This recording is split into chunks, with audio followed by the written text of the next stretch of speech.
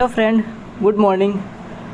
आज हम लोग जानते हैं कि 22/6/2023 है और दैनिक भास्कर में जो न्यूज़ एक छपा हुआ है बहुत ही इम्पोर्टेंट न्यूज़ है अपने आप में, जिसमें जुलाई में जो शिक्षा सीटेट देने वाले हैं अगर वो इसमें पास होते हैं तो उनको इसमें भर्ती का चांस दे दिया गया। यानी शिक्षक भर्ती बीपीएससी का जो फॉर्म है उसको ये लोग डाल सकते हैं और ये पेपर में सिर्फ दिया हुआ है, अभी कोई भी इस टाइप का अधिसूचना नहीं आया है। और दूसरा इंपॉर्टेंट चीज़ मैं अभी आप लोगों को बताऊंगा कि एनसीएल के बारे में। एनसीएल है मतलब नॉन क्रीमी लेयर, वो कहाँ से बनवाना है, कैसे बनवाना है और कौन कौन बनवा सकते हैं। सैलरी वाले बनवा सकते हैं, जिनका 10 लाख प्लस सैलरी है वो भी बनवा सकते हैं। क्या इसमें प्रोविज़न हुआ है और कैसे बनवा सकते हैं इसके बारे में भी मैं बताऊँगा। सबसे पहले मैं इस न्यूज़ के बारे में डिस्कस कर लेता हूँ।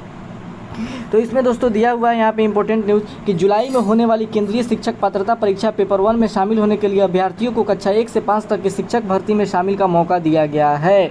जो आगामी सीटेट दे रहे हैं वो इसमें फॉर्म को भर सकते हैं। आगे इसमें हम लोग देख लें कि आगामी सीटेट दे रहे अभ्यर्थी इस शर्त के साथ शामिल होने की अनुमति दी जा रही है कि आयोग की ओर से निर्धारित अंतिम तिथि तक उनका परीक्षा फल जो है प्रकाशित हो जाना चाहिए। जो डेडलाइन दिया हुआ गया है अगस्त में, जो दिया गया है अगस्त तक इनका रिजल्ट परीक्षा फल प्रकाशित हो जाना चाहिए। इस हिसाब से अब ये कैसे होगा ये तो सरकार ही जाने ये कैसे पॉसिबल है, लेकिन फ़िलहाल ये इसमें दिया हुआ है और कोई इसका अभी अधिसूचना बीपीएससी के द्वारा या शिक्षा विभाग के द्वारा नहीं आया हुआ है।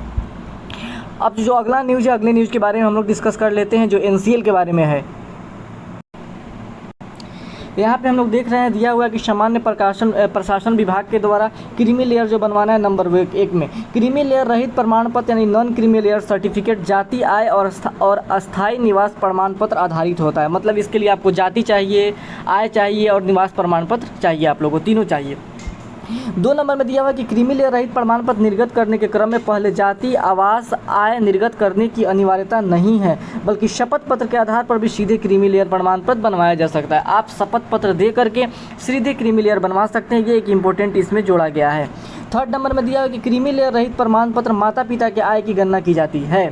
4 नंबर में दिया हुआ है कि आय की गणना में कृषि भूमि और वेतन से होने वाले आय को नहीं जोड़ा जाता है। मतलब जो आपके ये चीज़ सबसे ज़्यादा इंपॉर्टेंट 4 नंबर है कि कृषि भूमि और वेतन से अगर आपका 15 लाख प्लस भी वेतन है आपके माता पिता का, फिर भी वो क्रीमी लेयर बन सकता है, क्योंकि कृषि भूमि से जो आय होती है और जो सैलरी से आय होता है यानी सरकारी गवर्नमेंट जॉब से होता है वो इसमें गणना नहीं की जाती है। अब जो इम्पोर्टेंट चीज़ हो गया यहाँ पे नेक्स्ट नंबर में हम लोग देख लेते हैं विवाहित और अविवाहित महिला के लिए जो दिया गया है इसके बारे में देख लेते हैं।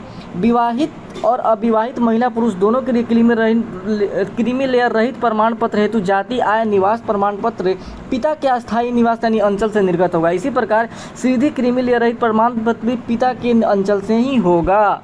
यानी माता अगर आपका कहीं शादी हो गया है तो हस्बैंड के अंचल से नहीं हो पाएगा, ये पिता के ही जहाँ पे आपका रूट है वहीं से बन सकता है।